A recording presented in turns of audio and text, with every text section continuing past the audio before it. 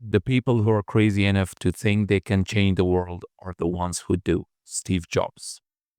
Welcome back to Bilal Hamza's YouTube channel, the place where we unfold the truth behind greatness, resilience, and visionary leadership. Today, we dive deep into the life of a man who changed not only how we communicate, but how we think, live, create, and even dream.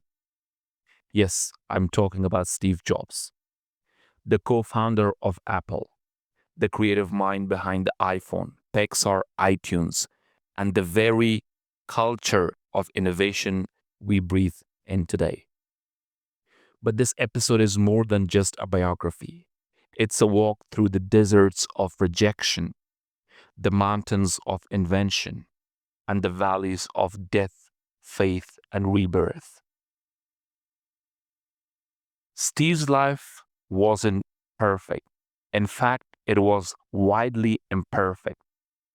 But in those imperfections, he carved an internal legacy. And through this story, you'll understand how a college dropout became a cultural icon, how a man once fired from his own company became its savior, and how death itself inspired him to live more fully than most of us ever will. Let's begin. Being adopted taught me that love is a choice, not a gift of biology, inspired by Steve Jobs' experience. Steve Jobs was born in San Francisco on February the 24th, 1955. His biological parents were Joan Shebel and Abdul Fattah Jandali, a Syrian immigrant. But he was given for adoption and raised by Paul and Clara Jobs in Mountain View, California. This early phase shaped Steve's life in identity, rejection, and belonging. He felt different. Even later in life, he would talk about how knowing he was chosen by adoptive parents gave him confidence.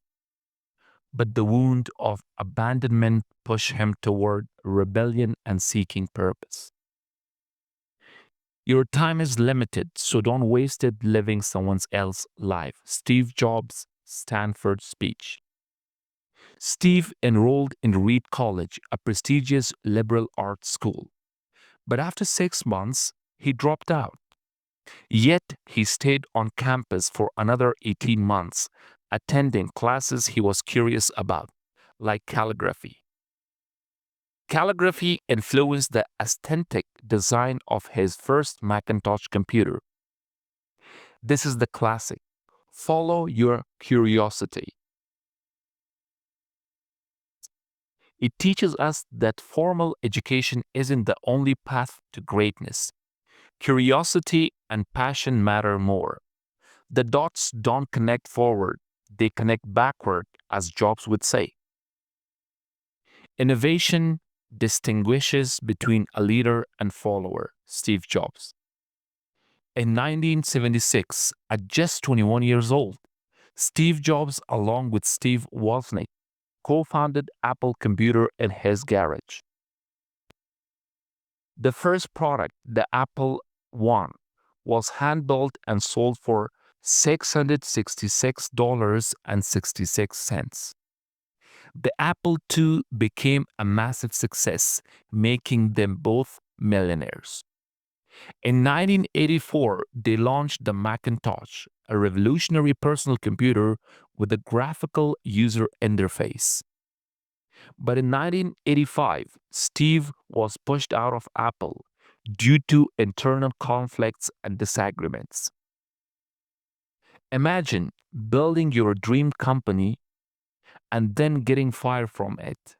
This was Steve's first fall, a moment where ego, youth, and vision clashed with business reality.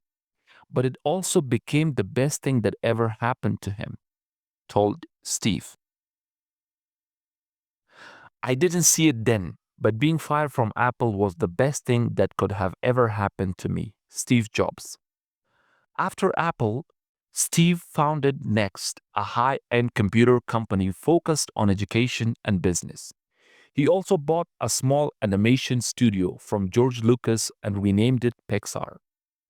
Pixar created Toy Story, the first fully computer animated film, and changed the film industry forever. Next, though not commercially successful, built the foundation of Mac OS X. In 1996, Apple acquired Next and Steve Jobs returned to Apple. This is the phase of reinvention. Instead of giving up, Jobs explored creativity in different worlds, technology and storytelling. It shows us that detours can be more meaningful than our original path. We must build in silence until the world is ready. Design is not just what it looks like, design is how it works. Steve Jobs. After his return, Steve became Apple interim CEO. He launched the iMac, which revived Apple's brand with bold colors and friendly design. In 2011, he introduced the iPod and later iTunes, revolutionizing music. In 2007, he launched the iPhone, which completely transformed the world. Apple became the world's most valuable company under his leadership. The underdog returns and becomes a giant. Steve focused on simplicity, user experience, and beauty. He combined technology with humanity, and that became Apple's DNA. The lesson? You can come back stronger, but only if you return wiser. Remembering that you are going to die is the best way I know to avoid the trap of thinking you have something to lose. Steve Jobs, 2005, Stanford Commencement. In 2003, Steve Jobs was diagnosed with cancer. He battled illness for years, undergoing surgery and treatments. Despite his declining health, he introduced the iPad, iPhone 4, and many more innovations. He stepped down as CEO in August 2011 and passed away on October 5, 2011, at the age of 56. Jobs' final years were filled with both greatness and grief, but his reflections on death became some of his most powerful teachings. He reminded us that urgency leads to clarity and that we should live with purpose, not fear. Now, the legacy he left behind. Apple became the first trillion-dollar company. Pixar is now part of Disney and changed cinema forever. He inspired generations of entrepreneurs, designers, and dreamers. His Stanford speech is still watched by millions every year. More than anything, Steve Jobs taught us how to merge technology with the soul. Steve Jobs wasn't a saint. He was intense, sometimes harsh, deeply flawed, but deeply visionary. His genius wasn't in coding, but in understanding people, taste, and time. He saw what the world needed before the world even knew it. So, what can we take from this? Follow your passion, not your resume. Let rejection guide you, not define you. Simplify everything until beauty shines through. And never forget, death is the greatest teacher of life. Thank you for listening to today's episode. If this story moved you, share with someone who needs to believe again. And remember, in your hands lies the next great invention, the next Pixar, the next iPhone. The only question is, will you build it? Peace and love, Hamza.